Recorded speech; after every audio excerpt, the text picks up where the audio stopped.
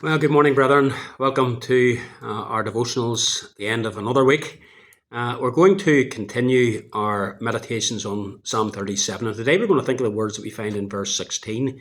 Better is the little that a righteous man has than the abundance of many wicked. The unsaved and unsanctified heart is never satisfied with what it has. It always craves more.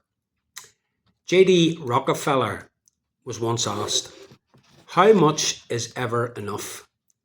His answer, "Just one more dollar."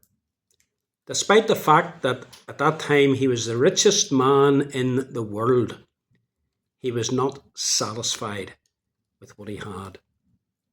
He wanted more. And as with him, so too with so many who, by various means, usually involving some underhand corrupt business practices, enrich themselves with this world's goods, despite the fact that they have enough money and enough assets to fund them for the rest of their lives, and in fact to fund themselves for numerous lifetimes, yet they want more. It's interesting that many of the world's most wealthy people are some of the world's most miserable people that have ever lived.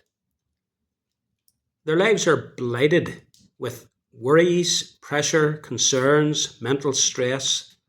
They are often socially isolated apart from a very narrow circle of friends. They are filled with distrust.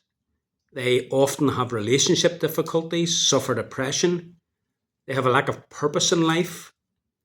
There is drug abuse, often sexual immorality, paranoia. It's an age-old saying, money cannot buy you happiness. And yet, given the number of people who, say, do the lottery every week, who gamble online, the reality is that few are acting as though that saying were true.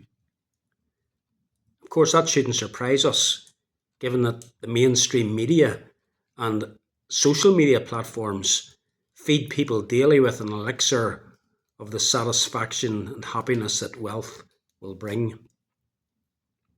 Chuck Norris said, "Some of the world's most miserable people are some of the richest people in America.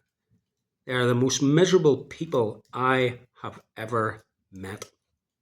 Clay Cockrell is a psychotherapist to some of the richest people in the world, and he says they are as miserable as Succession makes out. Succession is a TV series. I've never watched it, but I understand that the lead character, Logan Roy, has built up a multi-billion-pound media empire. He is a multi-billionaire, and yet his life is miserable. Our Lord says a man's life does not consist of what he possesses. The verse that we're thinking about, verse 16 of Psalm 37, speaks of the righteous and the wicked.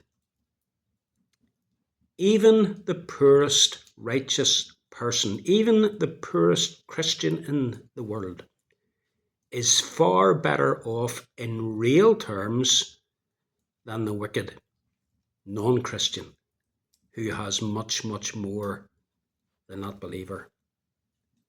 You see, ultimately, the Christian has what really matters. And that, friends, is far more important, far better than the temporary, fleeting riches of this life. As one writer says, I think it was Spurgeon, better to eat prison food with John the Baptist than to sit at the feast table with Herod. Wonderful verse for us to reflect on. Better is the little that a righteous man has than the abundance of many wicked. every blessing.